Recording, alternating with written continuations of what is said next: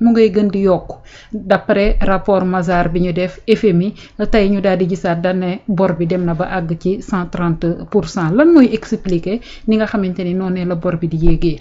waaw bor bi moom xam naa ni ce qui se passe mooy xam nga état borom dafa am ay façon quoi, dafa am ay façon bor, dafa am ay dette, dafa am plusieurs façons de nga xamante noonu la ñuy lebee. léegi nag ci noonu daf ci am bor boo xamante ni boobu ba tey kii nga xamante ni mooy Macky Sall ak ñi ànd ak moom dañu nekk di wax mordicus ne loolu warul bokk ci bor bi, n'est-ce pas. léegi li ñu doon wax mooy que ni li tax boru Sénégal yegg ba 119% boobu ñuy wax mooy tout simplement dañ cee dugal ay bor yoo xamante ni du boru état. léegi li ñuy wax ne du boru état mooy bor yi nga xamante ni yenn ci ay entreprises yoo xamante ni ay entreprises état lañu, en tout cas ay entreprises nationales la. wala sax yeneen entreprise yoo xamante ni peut-être dañoo leb bor, mën nañu bañ a nekk sax entreprise état, mais état ñëw garantir leen daan ne ka leen di lebal bu leen toppati waa ji léegi na ngeen ñëw man maa leen di ameel bor bi. donc ci loolu bi nga xamante ni def nañ ko ñoom li nga xamante noonu lañ doon présenter yëf yi mooy bor boobu dañ ko ci doon génnee du dëgg. léegi bi nga xamante ni le nouveau régime ñëw na mu dajale lépp loo xamante ni daal état jël na ci engagement muy loo xam ne dafa tegu ci ndoddam te mu war koo fay mu ne lii bor la de toute façon ñoo ko war a fay kon bor la. léegi débat bi fi mu posé woon mooy ndax la dette contingente dañ ko war a boole ci biir bor bi wala waruñu ko boole ci biir bor bi, yaa ngi dégg. boole wuñ ko ci woon, c'est-à-dire rapport bi nga xamante ni moom la Cour des comptes génne boolewu ko ci, rapport Mazars bi bokk ci, rapport effectivement bi nga xamante ni mooy IGF bokk ci, même Barclays bi et tout ça. mais ce qui s'est passé SICA dafa ñëw jox ñu information ne ñu comme quoi que ni FMI maanaam dafa ne dañuy jël léegi bor contingente boobu ñu dugal ko ci biir bor bi, maanaam buñ ko ci dugalee mooy bor bo ñoom bañ doon wax naan bokkul ci bor bi naka te sax boobu duggagul woon mooy la dette contingente. bi nga xamante ni dañ ko génne woon ci kii bi. léegi buñ ko ci boolee FMI dafa ne maanaam nekkatuñu sax 119 dañuy dem 130%. jàppal ni tey boo jëlee suñu rapport kon su fekkee ni loolu dafa avéré rapport suñu ratio dette PIB maanaam ñoo raw actuellement États-Unis parce que États-Unis ils sont à moins de 125%. n'est-ce pas, malgré que richesse bi nga xamante ne États-Unis mi ngi koy créer également, malgré que États-Unis am sa propre monnaie nga xamante ni daanaka mooy monnaie bi ëpp doole ci àddina bi, bon wala bokk mooy monnaie bi nga xamante ni moom la ñuy defee ay transactions wala bokk na ci àddina bi. voilà la situation bi nga xamante ne moom la SICA di décrire mooy lañ doon wax de plus en plus c'est pire parce que rapport bi nga xamante ni mooy rapport Cour des comptes li mu waxoon mooy que ni IGF d'abord ba mu ñëwee li mu wax mooy 83% la au lieu des 73 yi nga xamante ni moom lañ doon wax wala 70. Cour des comptes ñëw ne 99,67% la. Barclays génn ne 119% mu am tole ñu ne non cette banque anglaise li muy def nii et cetera. Mazars ñëw confirmer ko 118,8%. naka de ñun li ñuy wax loolu yëpp on n'a même pas pris en compte la dette contingente bi ko FMI jëlee en compte moo ko yóbbu 130% actuellement te loolu c'est arrêté en 2024, n'est-ce pas. donc la dette suba bu leneen feeñee kon espérons que ni dafay daal di dépasser 130% yi. non je ne crois pas que leneen dina kii sax parce que actuellement moom je crois que tout a été on a ratissé large jël nañ lépp li nga xamante ni moom la ñu war a jël en considération yii ñu ci boole nag. la Macky Sall ne warul bokk ci bor mais pourquoi warul bokk ci bor su fekkee état moo koy fay yow nag c'est-à-dire c'est quand même rigolo yow loo war a fay waa du bor. bor de bor la rek. waaw yaa koy fay boru saabu baag boru ceeb baag bor yëpp. ma dem baa ko lebak ma paatee ko lebak. Ablaye ma siree ko lebak ñoom seen mais yaa koy fay kon kay sa bor la am déet. effectivement voilà c'est ça qui s'est passé léegi nag man aussi may ma am ci ay une lecture mooy c'est-à-dire déjà on pouvait pas vivre pire quoi, c'est déjà catastrophique et tout ça donc 4e sous-sol la ñu waxoon xam naa ne instant bi sax boo defe naa ñu ngi 5e sous-sol wala 6e. parce que vu lii nga xamante ni moom moo génnaat SICA génne ko comme information. maintenant moment bi mu génnee aussi ça peut interpeller semaine prochaine FMI daf fiy ñëw est-ce que effectivement cette nouvelle donne dafa nar a peser ci liñ nar a waxtaan ak FMI ou pas. parce que encore une fois aussi kii di FMI mi ngi fi woon dem ak bërki dem. waaw bi Cour des comptes di génne. waaw mi ngi fi woon effectivement ba cabinet Mazars di génne Barclays ba muy wax mi ngi fi woon donc boobu ba tey ci chiffre boobu lañ jàppoon mais bu ñu fàtte ni également FMI dañ doon wax ne ñoom it ñi ngi saytu pour mën a xam réellement ba d'ailleurs Pape Malick Ndour bi ñu fiy waxtaanee rek sànq boobu ba tey loolu lay wax naan FMI ba tey waxagul parce que nee na ñi ngi seet ñoom it donc bu ñu génnee nii xëy na peut-être dañoo def ñoom it commettre seeni propre ñi nga xamante ne ñoom ñooy wër ba xool ba mën a confirmer ce chiffre. Mais en tout cas man le timing ça m'interpelle. Pourquoi à une semaine effectivement de lii nga xamante ni moom mooy waxtaan wi ñu war a waxtaan si ñu le chiffre la génn ndax effectivement dafay peser sur la balance comme benn moyen de négociation parce que encore une fois négociation la ñuy def si ak Sénégal FMI buy ñëw day proposer ay solution te solution bi mu lay proposer boo nekkee à 80% mënta bokk ak solution bi mu lay proposer boo nekkee à 120. mënta bokk ak bi mu lay proposer boo nekkee à 130. effectivement. n'est-ce pas. Donc ku ne xam na ni ci solution yi nga xamante ne moom la FMI di faral di proposer ay dindi subvention ak interventionnisme de l'État da koy bañ moom waaw état di génne loxoom ci li nga xamante ne mooy les entreprises di bàyyi privé bi di réguler boppam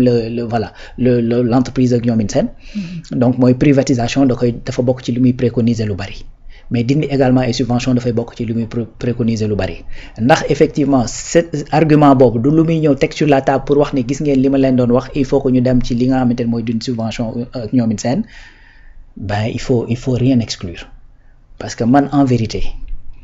ces institutions de Bretton Woods ak effectivement la civilisation occidentale les démocraties occidentales c'est-à-dire quelque part la lecture bi may am ci ñoom du sorante parce que damaa jàpp ne doxuñu lenn loo xamante ni dafay jublu ci les intérêts des pays africains wala les intérêts des pays sous-développés man loolu laa jàpp te encore une fois l'histoire me montre que ni loolu teguma ko rek ci samay xalaatu bopp rek parce que l'histoire nous a montré que FMI ñi mu bëggoon jàppale ñu dem jàppale na ñu dem les 30 glorieuses avec l'Europe pourquoi boobu ba tey ñun 62 lañ bokk FMI ba léegi mënuñoo fexe ba am li ñu bëgg avec cette institution surtout n'est-ce pas te pourtant en 30 ans réglé nañ problème bi nga xamante ne moom la Europe jëlee woon ci seconde guerre mondiale bi yëpp en 30 ans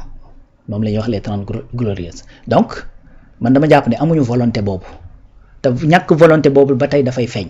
léegi nag l'avantage mooy que ni moment yii ñu toll c'est-à-dire Sénégal dafa am benn position de force bu mu nekkee c'est-à-dire neexu la wax neexu la comprendre mais man jàpp naa ni fu mu toll nii Sénégal moo nekk en position de force par rapport ak kii nga xamante ne moom mooy FMI ndax position de force boobu la ñu bëgg renverser en sortant ces 130% ou pas je n'en sais rien mais c'est une question que je pose sur la table. Pourquoi may wax ne Sénégal dafa nekk position de force pour deux raisons Sénégal dafa wax dëgg te su fekkee ni yow kiy wax dëgg da nga ko wen ginnaaw kon yaay caaxaankat bi te FMI dina def le tout ba wane ni moom ñëw yi muy ñëw en Afrique ñëw fi pour di caaxaan daa ñëw pour le bien des Africains parce que crédibilité moo nekk du jouer d'ailleurs dañ leen a pousse ba nga xamante ni ñoom ci seen bopp actuellement nii dañoo nekk sax Gemayel wax na ko nekk di xoolaat seeni procédure interne en commettant également ay experts externes pour ñu saytu ba xam ñoom au sein de FMI nan lañ mën a def ba lii mën a arriver kon Sénégal ci boppam moo poussé très bien FMI ba muy interroger wu moom ci li nga xamante ne noonu la war a doxee effectivement donc loolu encore une fois dafay wane cette position de force bi nga xamante ni Sénégal da koo am mooy un tout petit pays de 18 millions d'habitants 196 722 kilomètres carrés moom moo pousse le grand FMI à ce que mu interroger waat ci li nga xamante ni moom mooy ay procédures. ndax ni ñu sëlëmee Sénégal mën nañ kaa sëlëmee FMI. c'est une position de voilà très bien. donc loolu moo tax ñoom ñuy xool di saytu léegi ñoom fan la ñu nelawee ba lii war a mën a arriver parce que tout le monde se pose la question nag naka la lu toll nii mën a amee te FMI yëgu ko premier ministre fii la posé question te d'autres pays se posent les mêmes questions parce que lii xew Sénégal ñëpp a ngi tëj seen bët di xool donc muy premier postulat bi tax may wax naan. Sénégal dafa nekk position de force mais beneen position de force bi nga xamante ne moom la Sénégal am mooy que ni une fois que le Sénégal réussit. dem sans le FMI ñëpp a koy copier ñëpp fu mu toll nii chaque jour nga dégg ku la ne Éthiopie ngi ne def nañ 5 milliards de dollars benn barrage de la Renaissance ñoo ko defal seen bopp chaque jour ñu ne la Inde ngi ne la dem nañu depuis 2000 ba léegi amuñu décaissement de FMI nangam. limal la ki nga xamante ni mooy Tanzanie n'est-ce pas. donc ni ñu koy limay noonu jàppal ni mais surtout les pays yi nga xamante ne dañoo nekk dans la sous-région fii ci CEDEAO beeg Afrique de l'Ouest bi mais ñun ñoo bokk à peu près les mêmes conditions que pays yooyu donc si le Sénégal peut s'en sortir ak situation bii mu nekkee qui est encore pire que même pays yooyu noonu ñu nekk en Afrique de l'Ouest mais su boobaa ñooñu dañ naan kon voilà yoon bi nga xamante ne moom la ñu war a jaar du dëgg. D'ailleurs pour certains pays même dañoo am ay prédispositions boo jëlee les pays de l'AES prédisposition yi dafa nekk xam nga lu tax may wax loolu. AES dañoo génn CEDEAO bu ñu deful attention danañ génn UEMOA génn nañu lii nga xamante ni mooy CPI n'est-ce pas. Donc yaa ngi gis crescendo génn nañu ci bi gën a yam génn nañ ci bi nga xamante ni c'est international bu mel ni CPI kooku bu gisee Sénégal réussir lii ñu nam ma def nii ci kanamu FMI mais ils n'auront aucun mal à également essayer de partir donc ñaari situation yi dafa taxaw ci kanamu FMI léegi nag ndax 130% bi bot bii nga xamante ne moom lañ ci dugal muy les dettes contingentes ndax dañ ko ci dugal intégré ko ci pour gonfler affaire bi pour que bu ñu ñëwee mën a am benn capacité d'argumentaire pour mën a un peu renverser la tendance en taxant le Sénégal que ni de toute façon votre problème c'est empiré ñu ngi doon wax 120 moo taxoon ñu ne woon d'accord nañ dañu waxtaan mais fu mu toll dem ngeen ba 130 donc il faut que ñu xool ni ñu kii demee noonu wa illa effectivement c'est juste pour donner ko noonu pour donner mais man jàpp naa ni effectivement quelque part c'est un argument boo xamante ne dañ koy si toutefois que 130% yi daal di confirmer wu Alaaji Rawane tey FMI war a ñëw accompagner li nga xamante ne moom moo di réewum Sénégal est-ce que dina nekk chose facile moo accompagner leen avec 130% ñeel li nga xamante ne moo di PIB bi. waaw loolu de toute façon il le faut Sénégal neewul damay bàyyi FMI n'est-ce pas. FMI mënta xëy daal di dàq Sénégal ne ko bokkatoo ci man. Parce que Sénégal encore une fois dafa bokk depuis 1962 te day cotiser comme tout le monde. D'ailleurs loolu tax conseil d'administration kii ba le passé assemblée générale bi ñu dem teew fa parce que Sénégal day cotiser comme tout le monde fa la bokk am ay conditions yoo xamante ne moo ko fa mën a kii moo ngi fa nekk depuis 1962 n'est-ce pas léegi kay li ñuy xool mooy ci ban condition effectivement la ñuy amee plan loolu la ñu nekk di xool donc plan boobu nag encore une fois bu ñu demee ba FMI di poser wu la question naan est-ce que ñun suñuy procédure waruñu ko saytuwaat quelque part boo lire entre les lignes ben c'est un aveu de responsabilité parce que bu leen leeroon ni lépp li ñu war a def nañ ko du ñu am doute boobu ba naan est-ce que ñun suñuy procédure duñ ko xool pour lii bañ a amaat et cetera ça c'est un aveu de responsabilité. Surtout noonu lañ ko war a jàngee te c'est la lecture qu'on doit y avoir mooy que ni FMI quelque part mi ngi reconnaître que ni même bu ko tayut deful liggéeyam comme il se doit. N'est-ce pas donc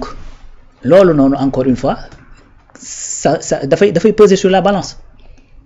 dès l'instant que ñuy questionner naan est-ce que ni ñu waroon liggéey nañ ko rek c'est-à-dire ça en soi-même mën naa ko tuddee benn victoire pour l'Afrique et pour le Sénégal parce que poussé nañu à ce que gars yi réfléchiraat xool parce que boobu ba tey nag bëri na ay discours yu ñuy tenir yoo xamante ni mais c'est dans ce sens que FMI xoolaat taxawaayam xoolaat ni nga xamante noonu lay liggéey avec les pays africains parce que les réalités mënta nekk les mêmes partout li réel Grèce mënta nekk la réalité du Sénégal même su fekkee seeni problème mën naa xellami ko n'est-ce pas parce que Grèce dafa bokk ci benn communauté économique boo xamante ni daa am doole muy Europe sans le FMI peut-être que communauté européenne bi rek mën naa taxaw kii parce que li ñuy bañ mooy mu nekk boulet ci ñoom mais tey cette réalité existé wul fii en Afrique de l'Ouest donc les réalités ne sont pas les mêmes ni ngay traiter la Grèce mënoo ko traiter Sénégal. Très bien donc dès l'instant nga pousser leen à se questionner comme ça rek ça veut dire que au moins li tegu sur la table ñoom am na lu ñuy sóor aussi loolu mooy avantage bi nga xam ne moo am ci dossier bi mais avec les 130% ou avec les 110 ou beneen bu mu ci mënti doon effectivement ils seront obligés de discuter avec le Sénégal xool ban solution la ñuy teg sur la table d'ailleurs ba chiffres yi ndróoweeg loo xamante ne dafa jaar yoon dañoo ñëw signer un programme avec le Sénégal donc yeneen pays yi nga xamante ne dañoo nekkoon ci ay jafe-jafe et tout ça dañoo signer ay programme ak ñoom mais programme boobu il faut ñu tropicaliser ko looloo tax sax boo xoolee programme ba fi amoon les autorités sénégalaises ne jël leen boobu mettez à la poubelle parce que réalité ak contexte bi ngeen ko négocier ce n'est plus la même réalité ni le même contexte. Effectivement. Ce n'est plus la même réalité ni le même contexte. te kaay ma wax la aussi gis nga chiffre bi nga génn FMI génne ko nii et tout ça. c'est-à-dire les autorités sénégalaises c'est-à-dire boo deful ndànk sax ñoo koy njëkk a xam que FMI parce que le FMI di yor bay calculer ñoo leen koy jox. donc am nañ IGE am nañ IGF. voilà pour des comptes donc c'est-à-dire luy nekk ci sunu chiffres yi loo xamante ni doxul Le Sénégal le sait. Le Sénégal le sait très très très bien parce que déjà encore une fois comme je dis li nga xamante ni mooy ñoom moom lañ leen di jox reporting bi ñuy wax dañuy reporting à partir d'où? Qui fait le reporting? N'est-ce pas? Donc c'est le Sénégal qui le fait. lu dëgg donc yow kon dans ce cas Sénégal ci boppam moom déjà am na les vraies données et tout ça xam na li muy kii te yenn chiffres sax boo xoolee yenn yi c'est 2023 la après dañuy actualiser à 2024 am na lu bari loo xamante ne jaar na ci diggante bi ainsi de suite et même y a eu le décaissement de janvier 2024 te loolu dañ koy fàtte. te loolu dafa ñëw dugg ci biir. te décaissement boobu décaissement FMI la. janvier 2024 je pense 200 xaw ma ñaata milliards yoo xamante ni FMI décaissé woon na ko jox ko le régime de Macky Sall. Donc bu ñu actualiser les chiffres de 2024 forcément affaire day am évolution. N'est-ce pas? Mais si toutefois que FMI daal di ñëw yaa ngi koy wax ñu ngi leen di xaar ci ayu bés bi lay di ñëw ngir ñu daal di négocier ak état bu Sénégal ay waxtaan dina daal di am si toutefois que FMI daal di banque loxoom yan risque la Sénégal mën a am par rapport ak les investisseurs. Bon FMI